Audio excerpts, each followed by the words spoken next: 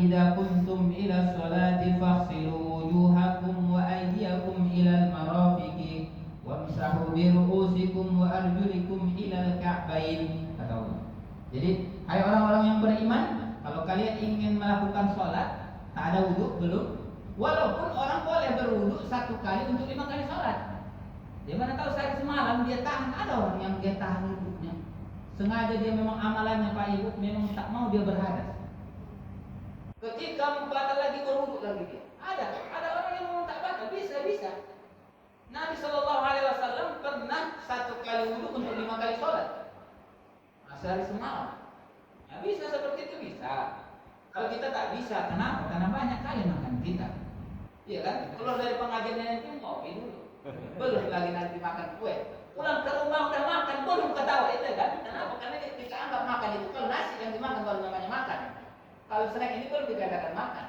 Kamu tak membuncit dulu, tahu mulai buncit ini. Nah, jadi aku tak keluar itu terus. Nah, jadi tak tertahan. Jadi Nabi Shallallahu Alaihi Wasallam sekarang tertahan, pinggang. Kenapa? Menahan lapar Pak. Mohon maaf, menahan lapar. Jadi apa bisa seperti itu bisa. Tak ada yang mustahil orang bisa menahan tidak berhadas sehari semalam. Jadi apa? Idza qumtum ila sholati faghsilu wujuhakum. Kalau kalian mau sholat maka basuh muka.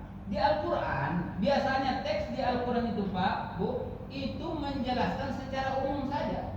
Turunannya baru dijelaskan oleh hadis Rasulullah Sallallahu Alaihi Wasallam. Bagaimana cara membasuh muka? Kan di Al-Qur'an kan hanya cara basuh muka saja. Basuh muka itu yang disebut dengan muka. Muka itu apa? Pembatas antara tumpuhnya rambut dengan kulit. Nah ini kalau di sini, nah ini contohnya beginilah kita basuh. Nah yang ini tidak, karena ini sudah tumbuh rambut, maka tak dikatakan lagi muka, kepala. Nah jadi seperti itu. Sampai mana ini? Ustaz ada bertanya ya, bagaimana kalau boteng kotak tengah dia jumlahnya? Udah habis sampai sini ya kan? Apakah sampai sini juga dia basuh? Maka kata ulama ya sampai sini dia basuh. Karena udah tak ada lagi rambut. Nah seperti itu. Ada yang mengatakan seperti itu. Ya kan mana tahu kan udah tingkatan profesor dia pula kan? Mana tahu kita kadang-kadang biasanya begitu. Nah jadi apa? Jadi basuh. Batasan antara rambut dengan kulit tadi yang tidak tumbuh kulit. Nah dari situlah dikatakan dia muka. Itulah yang dibasuh. Jenggot macam mana Ustaz? Nah, Nabi Shallallahu Alaihi Wasallam walaupun tidak dia jelaskan, tapi Nabi ketika berwudu dia gosok-gosok jenggotnya ini. Dia gosok-gosok jenggotnya supaya mungkin masuk wudu itu ke makasih banyak Bang Haji. Itulah enaknya Bang Haji kan. Buatnya teh manis ya kan. Takutnya nanti pulang dari sini ada pula kolam di sana. Pula ada tahu kan. Nah, jadi apa? Jadi basuh. Di Al-Quran hanya sekedar basuh saja. Nah, jadi dan membasuh itu Nabi mempraktekkan. Ada kadang wudu Nabi itu salasan. Membasuh itu mencuci itu 3 kali. Muka 3 kali. Tangan 3 kali. Kepala 3 kali. Baru setelah itu disambung dengan telinga dan kaki 3 kali. Nabi itu pernah juga berwudu marrataini. Nabi itu membasuh muka 2 kali, 1. Kurang lagi 2. Tangan pun 2 sampai siku. Dari kiri kanan kiri. Juga kepala 2 kali. Pernah juga Nabi itu berwudu sekali marratan. Jadi ini apa? Menandakan Nabi itu memberikan pilihan sama kita. Terserah, monggo, mau 1 kali, silakan. Yang jelas setiap yang kita basuh itu kena dia. Jangan kadang-kadang orang berwudu, mohon maaf Pak Ibu, ini realita betul. Coba perhatikan, kita bukan menggosip orang atau memperhatikan orang berwudu. Lihat aja orang berwudu itu, mohon maaf Ustaz. Kadang kita lihat Pak Ibu, hidupkan keran, tak. Hidupkan keran ini kan apa? Bisa hidupkan belah, hidupkan tegangan tinggi, harus semua kan? Air itu kan dianjurkan memanglah kita ini itu di mana-mana ada air, tapi jangan terlalu deras sekali, iya kan? Nanti mungkin nanti masjid itu nanti bayar air, iya kan? Nah, terakhirnya apa? Terakhirnya masjid pun apa? Buat banyak sekarang masjid sedikit menipu, dibuatnya listrik atau air itu mengurangi loloskan dia namanya. Tuli harus ya kan? Malu awak. Di tempat kita beribadah rupanya menipu juga kita. Makanya kadang kita sholat minta doa rupanya tempat yang kita tempati itu banyak rupanya mencuri kita. Iya kan? Harta apa-apa itu Ustaz, pemerintah pun mencuri harta awak, mencuri juga hartanya kan? Karena ada juga orang bilang begitu, abang TKW di sini suka-suka ya. Yang jelasnya kita Pak Sudah. Banyak orang kadang hidupkan. Gimana cara apanya? Ya, ini tangan ada pilih saja. Ini memang udah dibuka, baik kan? Kita lihat kan. Tak ada perasaan macam mana Nabi berwudu itu. Sambil kita bercerita sama kawan negara kita. Mana kau mancing besok? Betul Pak, mama bukan ketawa, ini realita. Pas waktu kaki, main begini saja. Mohon maaf, kalau kita buat begini, ini kan ketika kita begini kan, ini kan tertutup dia. Kalau tertutup tak masuk air ke sini. Kalau tak masuk air ke sini, maka pada hakikatnya belum sah penyapuan tangan kita.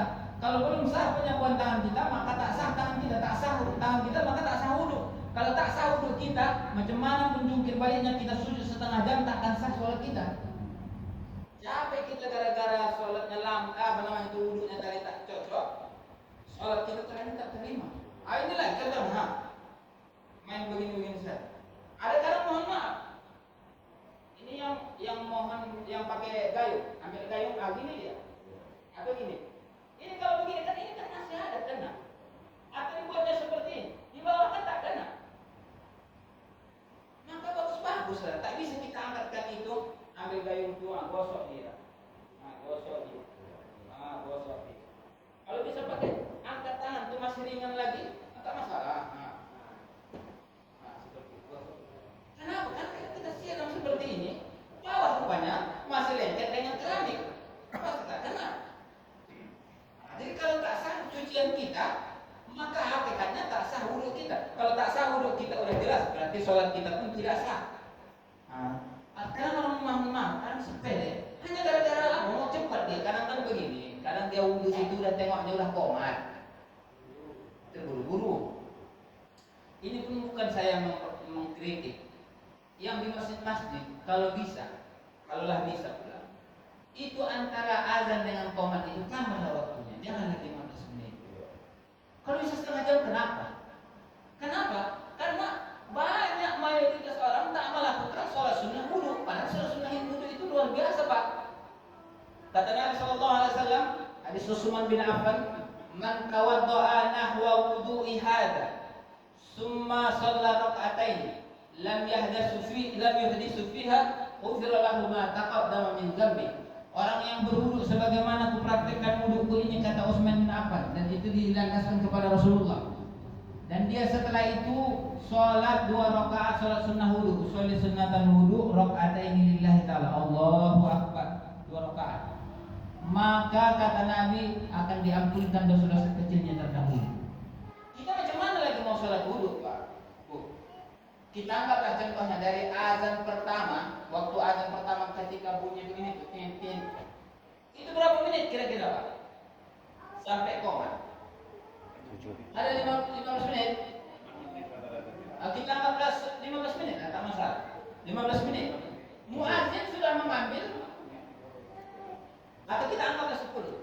Muadzin ketika dia mengangkatkan azannya Allahu Akbar sampai terakhir la ilaha illallah, tak kemana dia menyambar 5 menit? Ya kan Pak?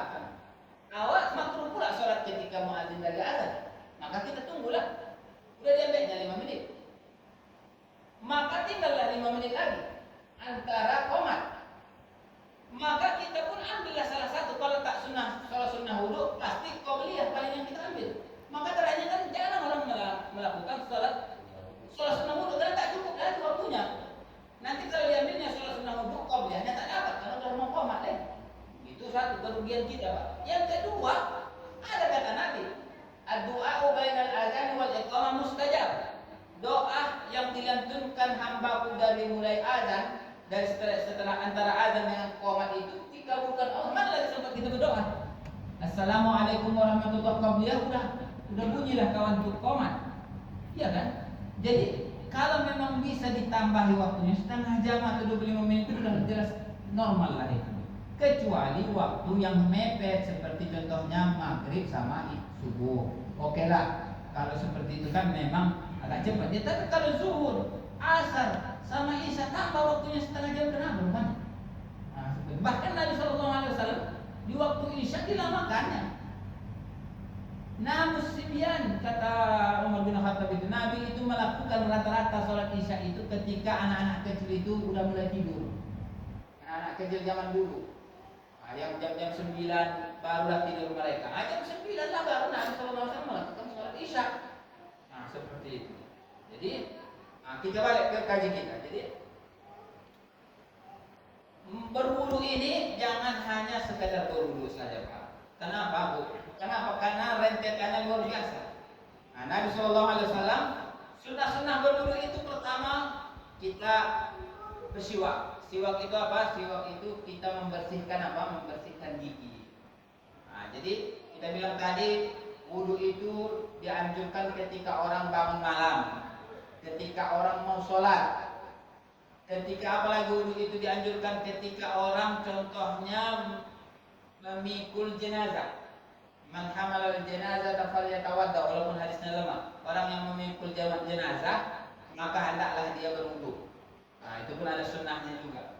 Nah, ketika orang qiraatul Quran, membaca Al-Quran, maka dianjurkan untuk berwudu. Nah, jadi subhanallah, banyak rupanya sunnah-sunnah berwudu ini. Bagaimana Nabi Sallallahu Alaihi Wasallam berwudu, Ustaz? Nah, Nabi Sallallahu Alaihi Wasallam berwudu itu pertama dia bersiwak. Habis bersiwak, kalau kita mau gosok gigi silakan. Bersiwak itu kalau di sana itu dari apa dia? Dari kayu siwak namanya. Tapi kalau tak ada kayu siwak, ya udah terakhirnya gosok gigi pun boleh. Gosok gigi pun boleh. Supaya apa? Supaya harum gigi kita ini. Ketika kita sholat itu Allahu Akbar, apa namanya itu, tak bahasanya itu tak apa namanya itu, orang tak apa namanya itu, tak terganggu. Karena kan bau mulut kita ini kan macam-macam. Nah, ada yang bau, ada yang tidak. Nah setelah itu apa? Setelah gosok gigi, barulah Nabi SAW cuci tangan. Cuci tangan dulu. Apalagi kalau bangun tidur. Bangun tidur itu kata Nabi SAW, la tadri aina batat yadah.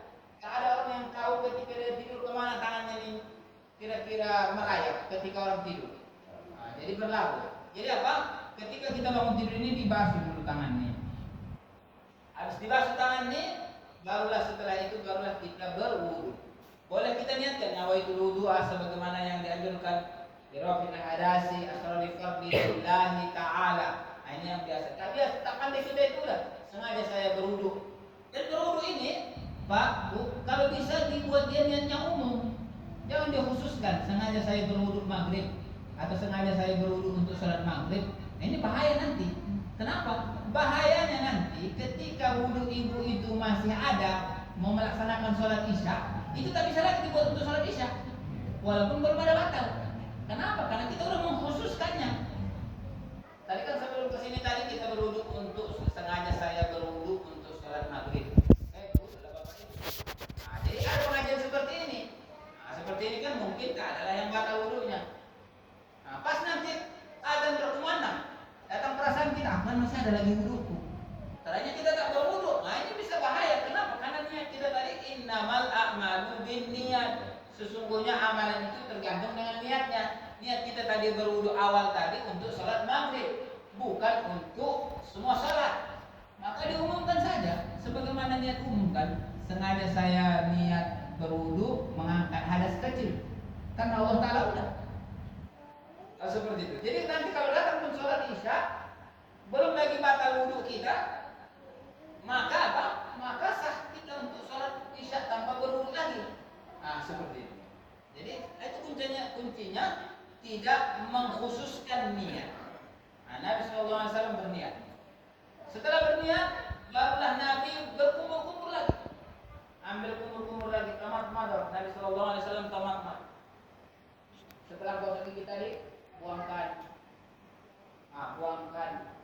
tamat-tamat. Nah, jadi